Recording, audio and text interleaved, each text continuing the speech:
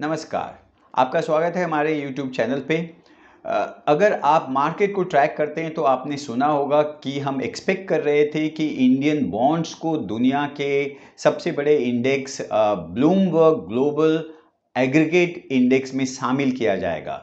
But guess what, Bloomberg ने इसे defer कर दिया है, यानी अभी के लिए ना कह दिया है। इसका मतलब यह हुआ कि जो 20 से 25 बिलियन का जो फॉरेन इनफ्लो हम जो एक्सपेक्ट कर रहे थे इंडियन इकोनॉमी, उसमें अब काफ़ी डिले आ चुकी है। तो इसका आपके पोर्टफोलियो पर, आपके डेट फंड पर, आपके एफडी पर क्या असर होगा, इसे हम आज के वीडियो में समझते हैं। सबसे पहले फैक्ट्स पर बात करते हैं। ब्लूमबर्ग इंडेक्स सर्विसेज ने कहा है कि वह इंडियन गवर्नमेंट की बॉन्ड को अपने ग्लोबल एग्रीगेट इंडेक्स में अभी इंक्लूड नहीं करेंगे। उन्होंने कहा है कि वो अपना अगला अपडेट जो है मिड 26 तक, इस साल के बीच तक देंगे, यानी हमें 6 महीने का इंतजार करना पड़ सकता है।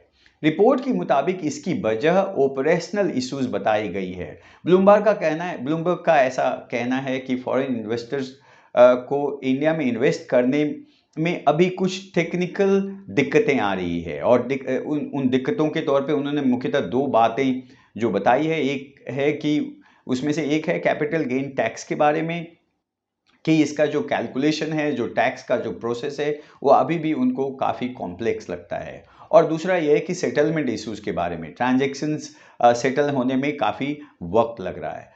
तो जब तक ये वर्क फ्लो स्मूथ नहीं होता है, ब्लूमबर्ग इंडिया को फुल्ली इंक्लूड नहीं करेगा।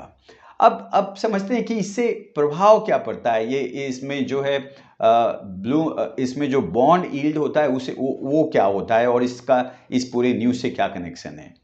तो जब बॉन्ड यील्ड बढ़ती है तो इसका मतलब यह है कि सरकार को उधार लेने के लिए अब ज़्यादा ब्याज देना पड़ेगा, और पुराने बॉन्ड्स के जो प्राइस है वो गिर जाते हैं। तो इसके बाद हुआ ऐसा है कि इंडिया की जो 10 ईयर बेंचमार्क बॉन्ड है, उसका जो यील्ड है वो कुछ बढ़ गई है, शायद 6.6% के आसपास चली गई है। तो अब यहाँ पे एक तरीके का डिसअपॉइंटमेंट सा है कि जो एक फंड जो इंडिया में आना था, वो एक तरीके से कुछ समय के लिए डेफर हो जाएगा। तो अब सबसे इम्पोर्टेंट इस न्यूज़ को कैसे हम उपयोग में ला सकते हैं, या इसके क्या मायने हो सकते हैं, तो उसको आप ऐसे समझ सकते हैं कि पहले तो समझिए कि डेट म्यूचुअल फंड इन्वेस्टर्स के लिए इसका मतलब यह हुआ कि चूंकि जो बॉन्ड्स है उसके दाम थोड़े गिरेंगे, तो इसका मतलब है कि उनका जो एनएवी है वो थोड़े समय के लिए, शॉर्ट रन के लिए गिर सकता है। लेकिन इसमें कोई पैनिक करने की जैसी कोई बात समझ में नहीं आती है, क्योंकि एक तरीके से ये डेफर हुआ है और ये एक सब्सटेंशियल पार्ट नहीं है ओवरऑल गवर्नमेंट के बोरोइंग का। तो ये एक इम्पॉर्टेंट बात है। लेकिन डेफिनेटली इसका एक इम्पैक्ट होता सा दिख सकता है।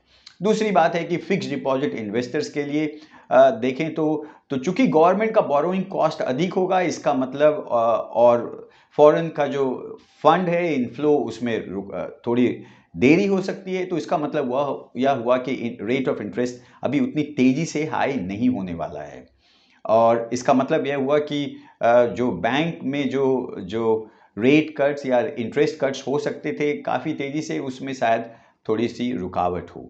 और तीसरे इम्पैक्ट के रूप में हम ऐसे समझ सकते हैं कि इक्विटी इन्वेस्टर्स के पॉइंट ऑफ व्यू से निश्चित रूप से एक डिसअपॉइंटमेंट सा लगता है, बिकॉज फंड जो है वो फॉरेन इन्वेस्टमेंट्स इंडियन इकोनॉमी की ग्रोथ के ऊपर इम्पैक्ट डालती सी नज़र आ सकती है।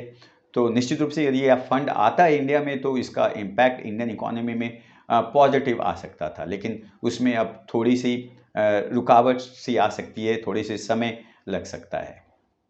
तो इस तरीके से यदि हम देखें तो यह न्यूज़ इंडियन रिटेल इन्वेस्टर्स के लिए कुछ एक नया समझ देती है, और हमने अपने इस वीडियो में इस न्यूज़ का इस हैपनिंग का, इस इवेंट के को मैंने एनालिसिस करने का प्रयास किया।